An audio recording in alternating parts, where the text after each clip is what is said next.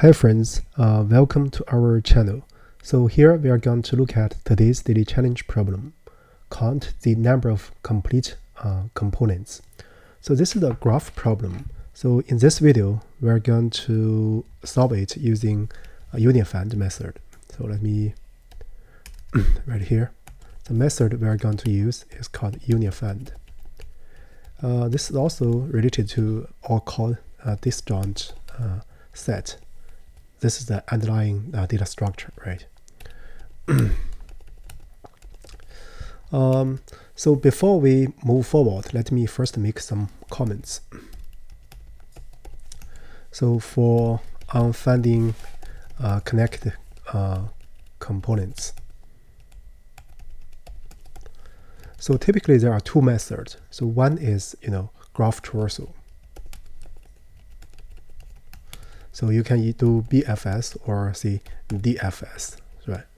So this is the one. So here I mean breadth first based or depth first based, right? So another one is disjoint set.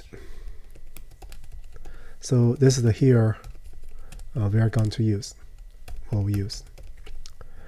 So but for this problem, different from the typical connect component, so we have a definition. That is complete connected component. So by complete, we mean that there exists an edge between every pair of its vertices within the connected component. So here in this problem,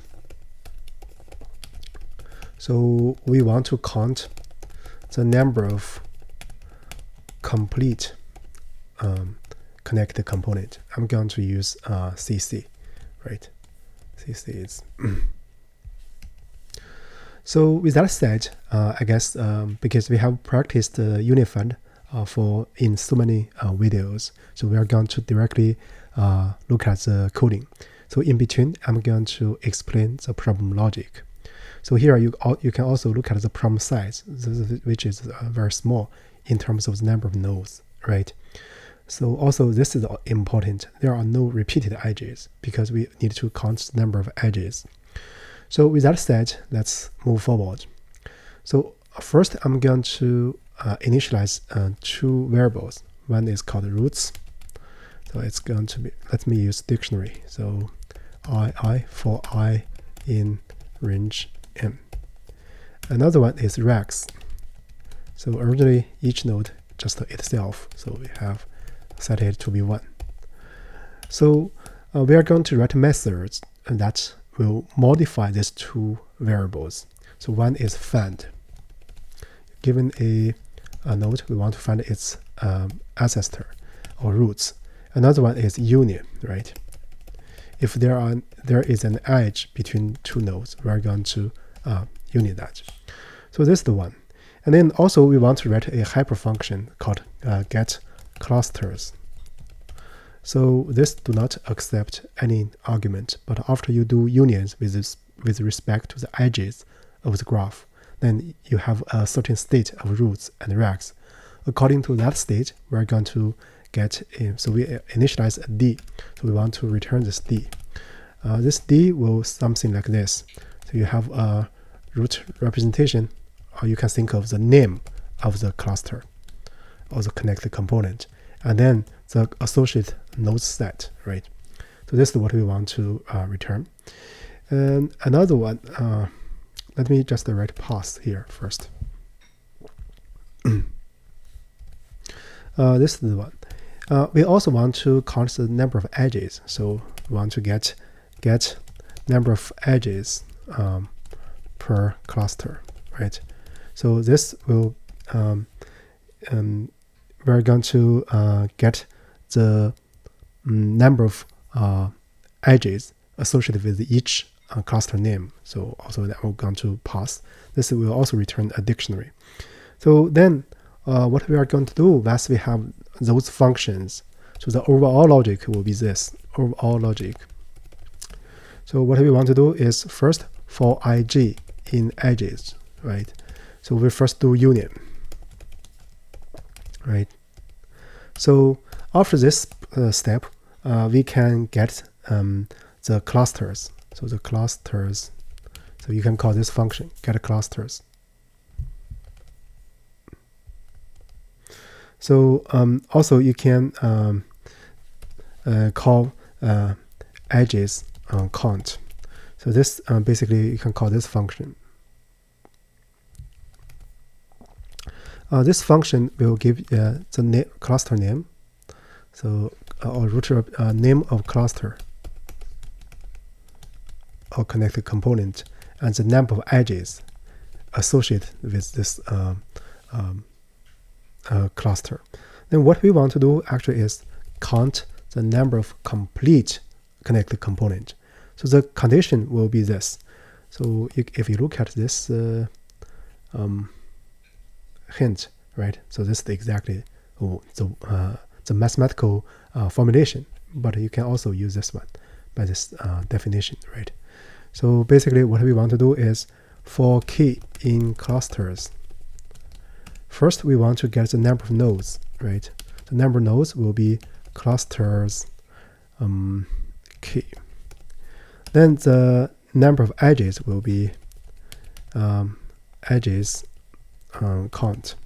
So get for this key, and if not, you get 0, right?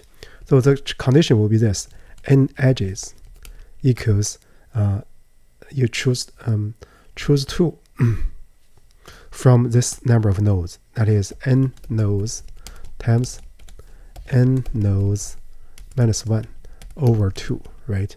So in other words, so let's see. So the latter number choose 2 out of n nodes, right? Choose 2. So if this is the case, so we're going to increment the result by 1, and then afterwards we just need to return the result. So this will be the full logic of the code or the code structure. But implementing this find and the union and this get clusters is very routine for if you know the union find method. But this one is a little bit problem logic here. So now let me first implement this one. So if you want to implement the vanilla find and the union, you don't need this variable rex. However, here we want to do union by rec. Accelerate a little bit about the code. So first I'm going to let the result to be this, and then do a while loop. While roots result does not equal to result, then we're going to set the result to be roots result. We are going to sphere upwards, right? So then basically we want to return the result, because after this we exit this while loop, then the roots result must be the same as the result. But here we can do one more thing. We apply the roots in both sides.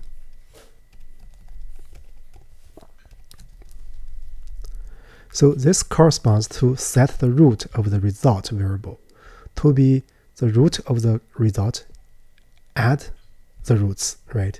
So then this actually plays the role of path compression. So this is the one, right? So now let's look at the union.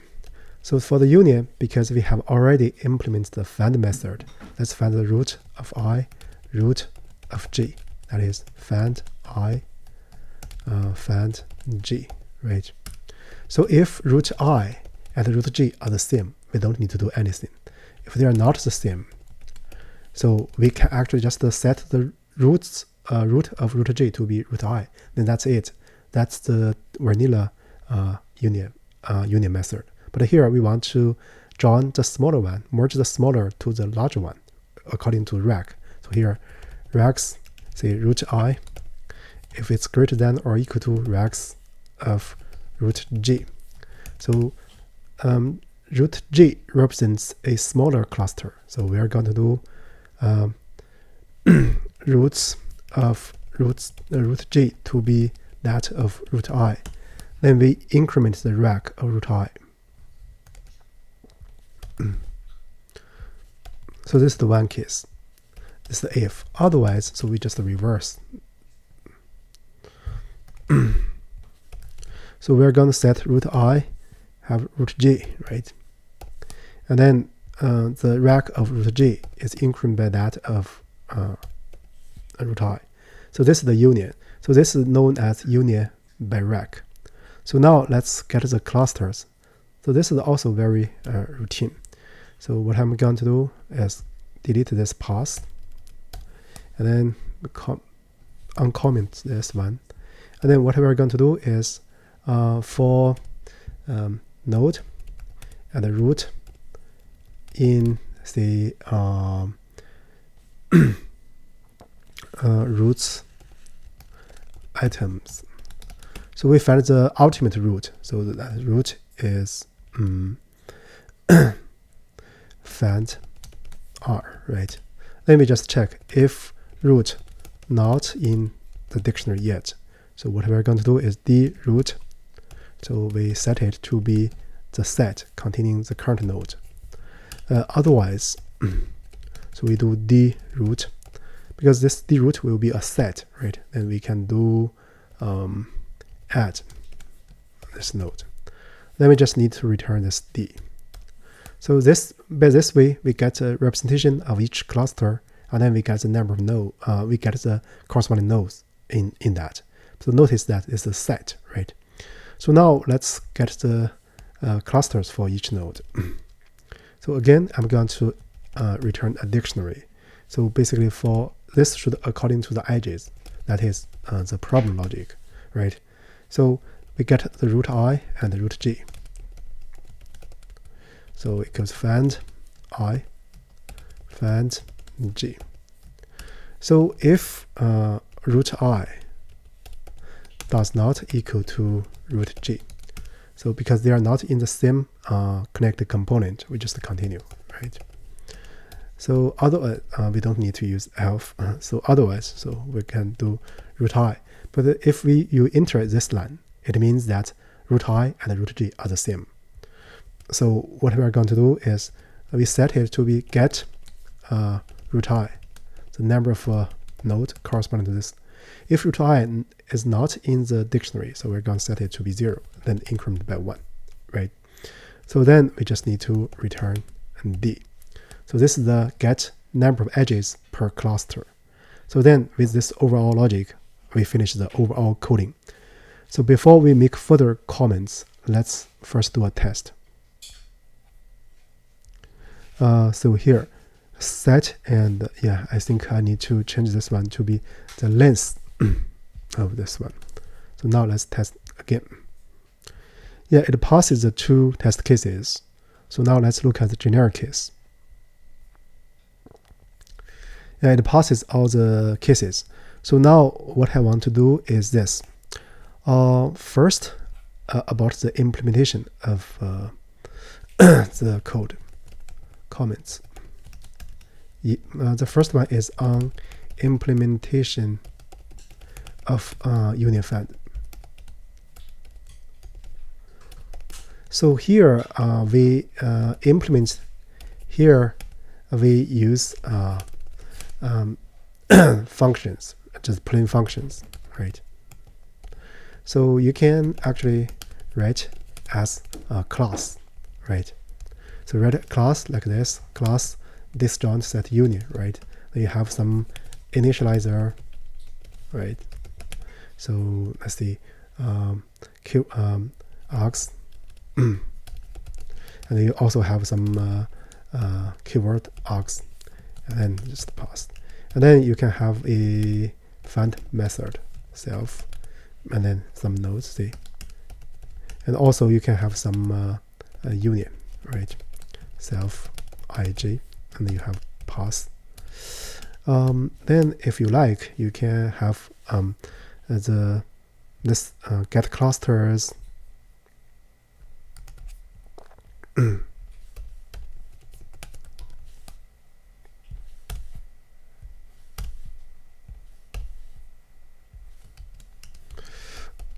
or if you like, you can also write this function here.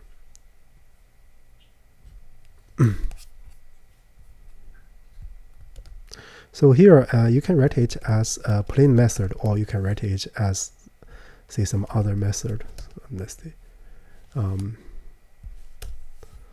or static method if you like. So should be both okay. So this is the first implementation. Actually, it's good to know both implementation, but sometimes you need to do this implementation according to the problem statement.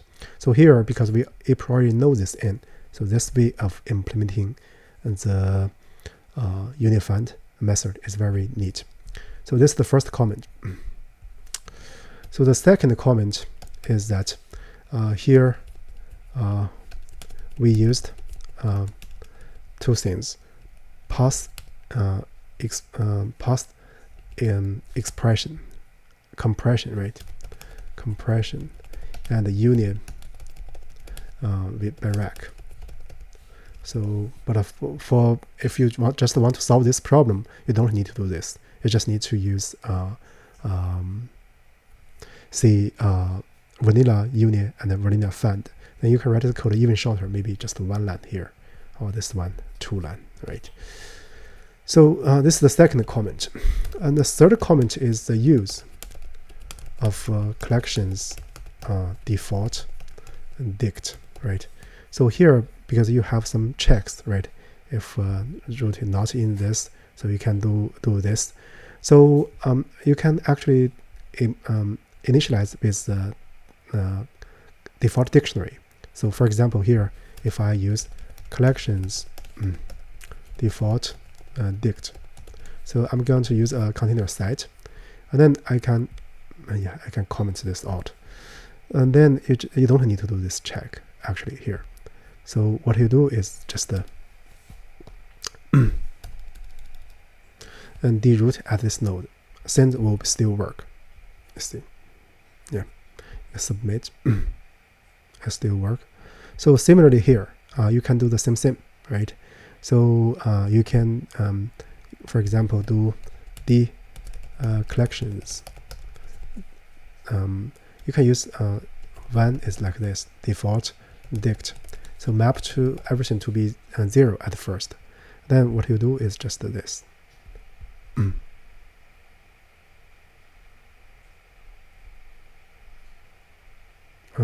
Let's see. Let me change this a little bit. So if they are the same, so what we are going to do is, yeah. So we just need to do increment by 1. That will be sufficient. Yeah, you can see. And also, if you don't want to do this, so you can also use collections counter, right? So counter will set it to be 0 at first. Let me see. Yeah, it will also work. Let me just leave 1, right? Let me submit that. Yeah, that's the 3 comments. The last comment is that, so we have a playlist for unified in our channel. So you can use this to practice. Actually, if you practice more, you will find some patterns. And also, it's important to design the find and the union and other hyperfunctions depending on the problem logic. So that way, actually, you use the disjoint set, data structure or unified method at a very high level. So with that said, I guess that's it for the current video. Thank you for watching.